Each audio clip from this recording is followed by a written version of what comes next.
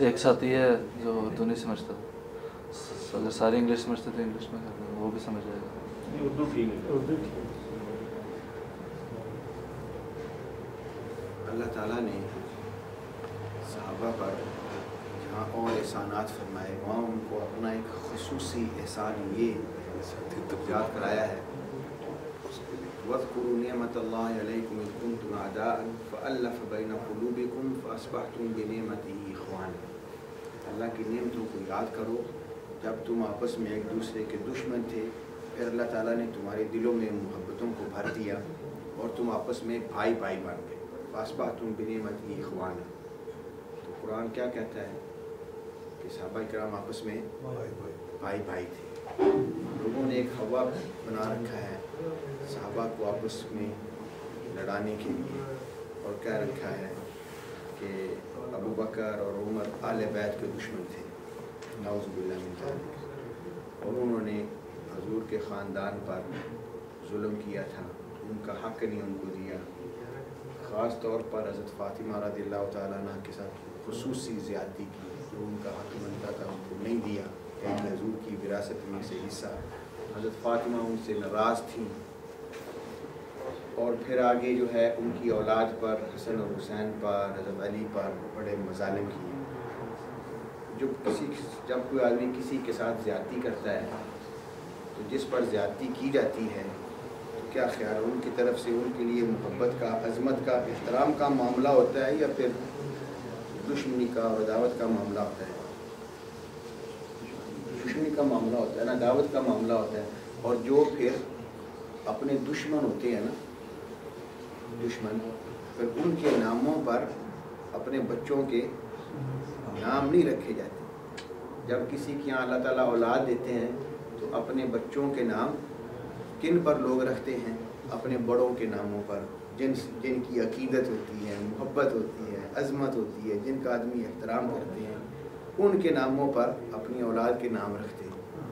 تو اگر حضرت ابو بکر اور حضرت عمر رضی اللہ تعالیٰ عنہما کے حضرت علی کے ساتھ اور اہل بیت یعنی حضور کے خاندان کے ساتھ زیادتیاں ہوئی ہوتیں تو کیا حضرت علی اپنے بچوں کے نام ان خلفاء حضرت ابو بکر اور عمر اور عثمان کے نام پر رکھتے؟ اگر انہوں نے رکھے، اور یہ کتابوں میں یہ بات ملتی ہے، حضرت علی کو اللہ تعالیٰ نے 14 بیٹے عطا فرمائے۔ کتنے؟ 2 تو حضرت فاطمہ سے تھے جن کے نام تھے حسن اور حسین، سب جانتے ہیں۔ پھر جب تک حضرت فاطمہ رضی اللہ عنہ زندہ رہیں حضرت علی نے اور نکاح نہیں کیا۔ جب ان کا انتقال ہو گیا تو پھر حضرت علی نے متعدد نکاح کیے، ان کو آگے اللہ تعالیٰ نے پھر ان نکاحوں کی برکت سے اور اولاد بھی عطا فرمائی، تو ان کے 14 بیٹے تھے سارے۔ 2 کے نام حسن اور حسین ہو گئے جو پہلے حضرت فاطمہ سے تھے، ایک کا نام انہوں نے رکھا عبداللہ اور ایک کا نام رکھا عبید اللہ۔ کتنے ہو گئے؟ 2 اور 2 4۔ پھر حضرت علی کو حضرت حضور پاک علیہ السلام سے بڑی محبت تھی، 3 بیٹوں کے نام حضور کے نام پر رکھے، محمد اکبر، محمد اوسط، محمد اصغر۔ 3 کا نام محمد رکھا، جو بڑے تھے وہ محمد اکبر بن گئے، جو درمیانے تھے محمد اوسط، پھر جو چھوٹے تھے محمد اصغر۔ تو 4 اور 3 کتنے ہو گئے؟ 7 ہو گئے نا۔ اور پھر 4 کے جو نام اپنے کچھ بھائیوں اور رشتہ داروں کے ناموں پر رکھے۔ ایک کا نام رکھا جعفر، جعفر علی کے بڑے بھائی بھی تھے، ایک کا نام یحییٰ، ایک کا نام عون اور ایک کا نام عباس۔ 7 اور 4 تو 14 میں سے 11 نکالے تو کتنے رہ جاتے ہیں؟ 3 رہ جاتے ہیں۔ تو ایک کا نام رکھا ابو بکر، ایک کا نام رکھا عمر، ایک کا نام رکھا عثمان۔ تو اگر حضرت علی کو حضرت ابو بکر اور عمر اور عثمان سے کچھ دشمنی ہوتی، عداوت ہوتی، گلے شکوے ہوتے تو ان کے ناموں پر اپنے بچوں کے نام رکھتے۔ اور پھر آگے اللہ تعالیٰ نے حضرت حسن کو بھی اولاد دی، جب ان کے یہاں لڑکے ہوئے، لڑکیاں بھی ہوئیں، تو جہاں اور اپنے بچوں کے نام رکھے تو حضرت حسن نے بھی اپنے ایک بیٹے کا نام ابو بکر رکھا، ایک کا نام عمر رکھا۔ پھر حضرت حسین کو بھی اللہ تعالیٰ نے اولاد دی تو انہوں نے اپنے بیٹوں کے اور نام رکھے. ایک کا نام ابو بکر رکھا, ایک کا نام عمر رکھا. شیعوں کے ہاں سلسلہ امامت چلتا ہے. یہ کہتے ہیں حضرت علی پہلے امام تھے, حضرت حسن دوسرے, حسین تیسرے, پھر حضرت حسین کے صاحبزادے تھے علی بن حسین جن کو زین العابدین بھی کہتے ہیں, پھر محمد بن علی جن کو محمد باقر کہتے ہیں, پھر جعفر بن محمد جن کو امام جعفر صادق کہتے ہیں. حضرت علی, حسن, حسین, علی بن حسین, محمد بن علی, جعفر, موسیٰ کاظم, علی رضا, محمد تقی, علی نقی, حسن عسکری اور امام مہدی. یہ کہتے ہیں جو 12 امام تھے جو غار میں غائب ہو گئے. تو اسی طرح حضرت زین العابدین علی بن حسین رحمہ اللہ, جب ان کو اللہ تعالیٰ نے اولاد دی, انہوں نے بھی ایک بیٹے کا نام عمر رکھا, ایک بیٹے کا نام عثمان رکھا. باقی اور ائمہ نے بھی اس طرح جو اپنے بیٹوں کے نام حضرت ابو بکر اور عمر کے نام پر رکھا. تو اپنے بچوں کا نام ابو بکر اور عمر رکھنا یہ حضرت علی کی بھی سنت ہے, حضرت حسن کی بھی سنت ہے, حضرت حسین کی بھی سنت ہے. لیکن آج جو لوگ حضرت علی اور حضرت حسن اور حسین کی محبت کے دعوے تو بڑے کرتے ہیں, لیکن کسی کے گھر میں نہ کوئی ابو بکر ہوگا, نہ کوئی عمر ہوگا, نہ کوئی عثمان ہوگا. اور یہ سارے نام تاریخ الائمہ ایک کتاب کی اس میں دیے ہوئے ہیں, یہ سارے ان کے اولاد کے نام. اور پھر ہمارے دین میں, ہمارے دین کا بہت بڑا حصہ حضور نے بلکہ اس کو آدھا ایمان قرار دیا ہے. پتہ ہے وہ کیا؟ آدھا ایمان نکاح ہے. حضور نے کہا کہ اذا تزوج العبد فقد استکمل نصف الایمان. جب آدمی شادی کرتا ہے تو اس کا آدھا ایمان محفوظ ہو جاتا ہے. تو اللہ تعالیٰ کسی کو اولاد دے, بیٹے بھی دے, بیٹیاں بھی دے, تو اپنے بچوں کی شادیاں کہاں کرتے ہیں؟ اپنے رشتہ داروں میں, عزیزوں میں, جن سے پیار محبت ہوتا ہے. ہمارے ہاں ہمارے کلچر میں عام طور پر کیا ہوتا ہے کہ کسی کے چھوٹے چھوٹے بچے ہو نا تو اپنے بھائی بہنوں کو وہ بات کر لیتے ہیں جب یہ بڑا ہوگا نا تو اس کا نکاح اس کے ساتھ کرنا ہے, ہماری بیٹی کے ساتھ, ہمارے بچے کے ساتھ. حضور کو بھی اللہ تعالیٰ نے 4 صاحبزادیاں عطا فرمائی تھیں. کتنی؟ 4. یہ کہتے ہیں کہ حضور کی ایک ہی صاحبزادی تھی, کیونکہ وہ حضرت حسن اور حسین کی والدہ تھیں حضرت فاطمہ. وہ کہتے ہیں کہ حضرت زینب, رقیہ, ام کلثوم حضور کی صاحبزادیاں نہیں تھیں. ان کی جو پرانی کتابیں ہیں ان میں سے تو ملتا ہے, لیکن آج کل کے جو ماڈرن شیعہ ہیں نا ان میں سے بہت سے اس بات کا انکار کرتے ہیں کہ حضرت زینب, رقیہ, ام کلثوم حضور کی صاحبزادیاں نہیں تھیں. قرآن کی روح سے یہ ہمارا عقیدہ ہونا چاہیے کہ یہ چاروں حضور کی صاحبزادیاں تھیں. کیوں؟ اللہ تعالیٰ نے سورۃ احزاب میں فرمایا یا ایھا النبی قل لازواجک و بناتک, اے نبی آپ فرما دیں اپنی بیویوں کو اور اپنی بیٹیوں کو. عربی میں ایک بیٹی کو کہتے ہیں بنت, تو اگر حضور کی ایک بیٹی ہوتی تو اللہ تعالیٰ فرماتے قل لازواجک و بنتک, اور اگر 2 ہوتی تو اللہ تعالیٰ فرماتے قل لازواجک و بنتیک. عربی میں جو جمع کا صیغہ ہے نا اس میں کم از کم 3 ہونے چاہیے, تو اللہ تعالیٰ نے جمع کا صیغہ استعمال فرمایا و بناتک, تو بنات عربی میں کم از کم 3 پر لاگو ہوتا ہے. تو لیکن تاریخ میں سیرت بتاتی ہے کہ حضور کی 4 صاحبزادیاں تھیں.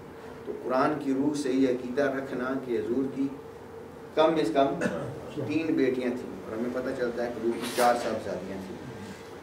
تو حضور نے بھی بچپن میں اپنی 2 بیٹیاں رقیہ اور ام کلثوم, حضرت زینب جو تھی وہ بڑی تھیں, حضرت خدیجہ کی خواہش تھی کہ ان کی شادی ان کے بھانجے تھے ان کے ساتھ ہو, تو ان کے ساتھ ان کی منگنی ہو گئی تھی. تو جو درمیان کی جو 2 صاحبزادیاں تھیں نا ان کی منگنی حضور نے بچپن میں ابو لہب کے 2 بیٹوں کے ساتھ کر دی تھی.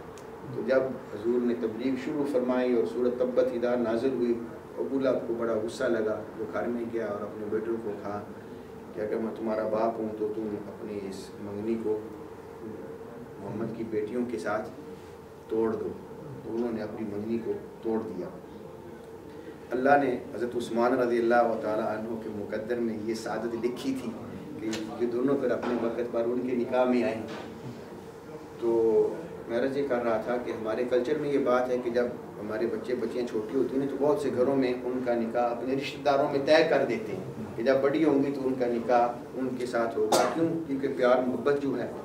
تو اسی طرح اللہ تعالیٰ نے قرآن میں حکم کیا لا تنکحوا المشرکین حتی یؤمنوا کہ خبردار کوئی ایمان والا کسی مشرک کے ساتھ، مشرکہ عورت کے ساتھ، لا تنکحوا المشرکین تم کسی مشرک مرد کے ساتھ نکاح نہ کرو جب تک کہ وہ ایمان نہ لے آئے، ولا تنکحوا المشرکات حتی یؤمنن اور کوئی مرد کسی مشرک عورت کے ساتھ نکاح نہ کرے جب تک کہ وہ ایمان نہ لے آئے۔ تو اگر کسی آدمی کو پتہ ہو کہ فلاں شخص مشرک ہے، کافر ہے، تو کیا آپ کوئی آدمی مسلمان اپنی بیٹی کا نکاح اس کے ساتھ کرے گا؟ جب عام مسلمان کو یہ حکم ہے کہ تم کسی مشرکہ عورت کے ساتھ نکاح نہ کرو، تو کیا اللہ تعالیٰ یہ گوارا کریں گے کہ حضور کے نکاح میں کوئی مشرکہ عورت آئے؟ جب مسلمانوں کو یہ حکم ہے کہ تم نے کسی مشرکہ عورت کے ساتھ نکاح نہیں کرنا، تو کیا اللہ تعالیٰ اپنے نبی کو، محبوب علیہ الصلوۃ والسلام کو اجازت دیں گے کہ آپ کسی مشرکہ عورت کے اپنے گھر میں رکھیں؟ تو جب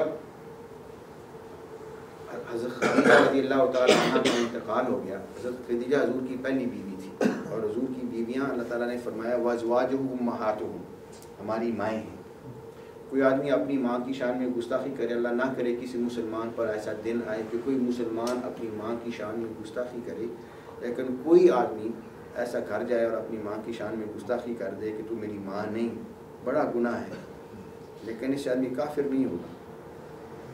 ہو سکتا ہے وہ عورت اس کی ماں ہو۔ بہت سے گھروں میں کیا ہوتا ہے کہ اپنی اولاد نہیں ہوتی، لوگ اپنی بہن بھائیوں کے بچوں کو اپنے گھروں میں لے آتے ہیں پالنے کے لیے، جیسے جیسے وہ بچے بڑے ہوتے ہیں ان کو انکریج کرتے ہیں کہ اس کو یہ عورت تمہاری ماں ہے، تو بچے اب اس عورت کو اپنی ماں سمجھ کر ماں پکارتے ہیں، لیکن حقیقت میں وہ ماں نہیں ہوتی۔ تو ہو سکتا ہے کہ ہمارے گھروں میں جو عورتیں ہیں جن کو ہم ماں سمجھتے ہماری ماں ہوں یا نہ ہوں، لیکن کوئی آدمی یہ کہے کہ عائشہ میری ماں نہیں، حفصہ میری ماں نہیں، تو یہ آدمی پھر کافر ہو جائے گا، کیونکہ اللہ کہتے ہیں کہ یہ تمہاری مائیں ہیں۔ تو جب حضرت خدیجہ رضی اللہ تعالیٰ عنہ جب تک وہ زندہ رہیں تو حضور نے دوسری شادی نہیں کی۔ جب ان کا انتقال ہو گیا تو پھر حضور نے متعدد نکاح فرمائے، ان میں حضرت سودا، حضرت عائشہ رضی اللہ تعالیٰ عنہ سے نکاح ہوا۔ تو جب حضور نے حضرت عائشہ رضی اللہ تعالیٰ عنہ سے نکاح فرمایا تو کیا خیال ہے، مسلمان مومنہ سمجھ کر نکاح کیا تھا یا مشرکہ سمجھ کر نکاح کیا تھا؟ تو جب حضور نے ان کو اپنی نکاح میں قبول کیا اور پھر اپنی نکاح میں رکھا، تو حضور کا ان کو اپنی نکاح میں لینا کیا ان کے ایماندار ہونے کی گواہی نہیں؟ اسی طرح حضرت عمر رضی اللہ تعالیٰ عنہ کی صاحبزادی حضرت حفصہ، ان کو بھی حضور نے اپنے نکاح میں قبول کیا، تو کیا سمجھ کر قبول کیا؟ مومنہ سمجھ کر قبول کیا تھا نا۔ تو پھر حضور نے اپنی بیٹی فاطمہ رضی اللہ تعالی عنہ کا نکاح حضرت علی کے ساتھ کیا۔ حضرت علی کو مسلمان مومن سمجھ کر کیا تھا یا مومن سمجھتے تھے تو کیا تھا نا۔ اور پھر اللہ تعالیٰ نے حضرت علی کو حضرت فاطمہ کے ذریعے سے اولاد عطا فرمائی، جہاں لڑکے بھی دیے وہاں 2 صاحبزادیاں بھی تھیں، ایک کا نام زینب تھا، ایک کا نام ام کلثوم تھا۔ ام کلثوم رضی اللہ تعالیٰ عنہ جب تھوڑی سی بڑی ہوئی شادی کے قابل، تو حضرت عمر رضی اللہ تعالیٰ عنہ کو خیال ہوا کہ کیوں نہ میں نکاح کے لیے پیغام دوں۔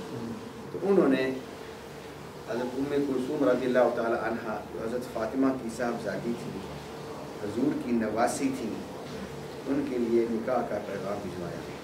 حضرت علی نے جواب دیا کہ میں یہ چاہتا تھا کہ میں اپنے بھتیجے عبداللہ بن جعفر، حضرت جعفر رضی اللہ تعالیٰ عنہ جنگ موتا میں شہید ہو گئے تھے، دشمن ان کے بازو کاٹ دیے تھے، حضور مسجد نبوی میں تشریف فرما تھے، اللہ تعالیٰ نے سارا منظر ان کے سامنے کر دیا، اور حضور نے فرمایا کہ جعفر جب جنت میں داخل ہوئے، کیونکہ کافروں نے ان کے بازو کاٹ دیے تھے، تو اللہ تعالیٰ نے ان بازوؤں کی بجائے ان کو 2 پر عطا فرما دیے۔ تو حضور نے فرمایا کہ جعفر جنت میں اس طرح پرواز کر رہے ہیں، تو ان کا نام پڑ گیا جعفر طیار۔ تو ان کے صاحبزادے تھے عبداللہ۔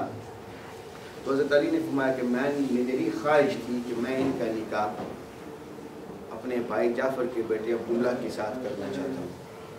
تو حضرت عمر رضی اللہ تعالیٰ نے فرمایا کہ ٹھیک ہے، وہ آپ کی خواہش تھی، لیکن میری گزارش یہ ہے کہ آپ مجھے یہ سعادت عطا فرما لیں۔ میں چاہتا ہوں، پہلے بھی حضور کے ساتھ قربت ہے، رشتہ داری ہے، میری بیٹی حضور کے گھر میں تھی، لیکن میں چاہتا ہوں کہ یہ رشتہ اور مضبوط ہو جائے، تو اگر آپ شفقت فرمائیں اور मेहरबानी फरमाएं तो मुझे ये सादत नसीब फरमाएं कि हुजूर की नवासी का रिश्ता मेरे साथ कर दें।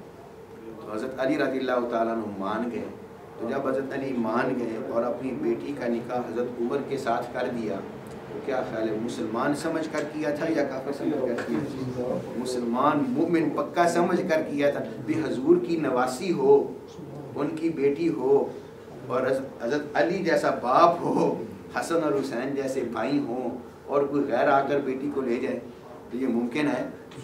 तो जब हज़रत अली रज़ियल्लाहु ताला अन्हु ने अपनी बेटी हज़रत फ़ातिमा की साहबजादी हुजूर की नवासी का निकाह हज़रत उमर के साथ किया, तो इस बात पर उन्होंने जो है इसकी तस्दीक की ना, हज़रत उमर पक्के मोमिन थे तो की ना।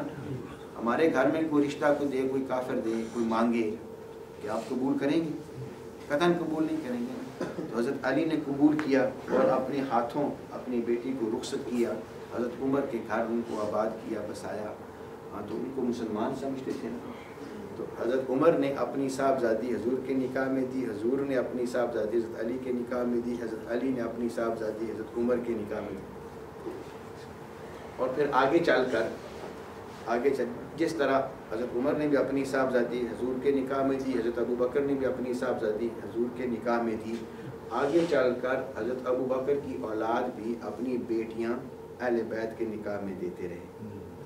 हज़रत अबू बकर के 3 बेटे थे, एक का नाम अब्दुल्ला था, एक का नाम अब्दुर्रहमान था और एक का नाम मोहम्मद था। अब्दुर्रहमान जो थे ये हज़रत अबू बकर के बड़े बेटे थे। उनके यहाँ एक बेटी थी जिसका नाम था अस्मा बिन्त अब्दुर्रहमान। एक हज़रत अबू बकर की बेटी थी, उनका नाम था अस्मा, जो हज़रत ज़ुबैर के निकाह में आई। इसी तरह अब्दुर्रहमान बिन अबी बकर की एक बेटी थी जिनका नाम था अस्मा, और उनका निकाह हज़रत अबू बकर के पोते जो मोहम्मद बिन अबी बकर के नाम से थे, उनका बेटा था कासिम, जो मदीना के बड़े फ़ुक़हा और उलमा में वो उनका शुमार था। उनके साथ उनका निकाह हुआ, और कासिम और अस्मा के निकाह से अल्लाह ताला ने उनको बेटी दी जिसका नाम था उम्मे फ़रवा। उम्मे फ़रवा हज़रत अबू बकर की पड़पोती थी 2 वास्तों से, एक अब्दुर्रहमान बिन अबी बकर के वास्ते से भी और दूसरा कासिम बिन मोहम्मद के वास्ते। ये उम्मे फ़रवा जो थी ये इमाम जाफ़र सादिक़ की वालदा थी, और शियों के यहाँ उनके जो मरकज़ी इमाम हैं वो इमाम जाफ़र सादिक़। हमारा फ़िक़ा जो है फ़िक़ा हनफ़ी कहलाता है, और शियों का फ़िक़ा जाफ़री कहलाता है। तो उनके जो मरकज़ी इमाम हैं वो इमाम जाफ़र सादिक़ हैं। तो उनकी वालिदा माजिदा जो हैं वो अबू बकर रज़ियल्लाहु ताला अन्हु की 2 वास्तों से पड़पोती है। तो इमाम जाफ़र सादिक़ रज़ियल्लाहु अन्हु फरमाया करते थे कि जिस तरह मैं हज़रत अली की शफ़ाअत का उम्मीदवार हूँ, इसी तरह क़यामत के दिन अबू बकर की शफ़ाअत का भी उम्मीदवार हूँ कि मेरा 2 वास्तों से, इमाम जाफ़र सादिक़ का उनकी नानी की वास्ते से, उनके यानी नानी की वास्ते से भी और उनके दादे के वास्ते से भी रिश्ता अबू बकर रज़ियल्लाहु ताला अन्हु के साथ जा मिलता है। तो अगर आपस में दुश्मनियाँ होती, अदावतें होती, तो इस तरह आपस में शादियाँ होती, इस तरह आपस में अपनी औलाद के नाम उनके नामों पर रखे जाते हैं। तो पता क्या चलता है कि वो आपस में दुश्मनियाँ नहीं थी, बल्कि आपस में भाईचारे थे, आपस में मोहब्बतें थी, आपस में इस तरह कुर्बत थी, और इस तरह करीब की रिश्तेदारियाँ थी। अल्लाह ताला हमें भी नज़रात की कदर नसीब।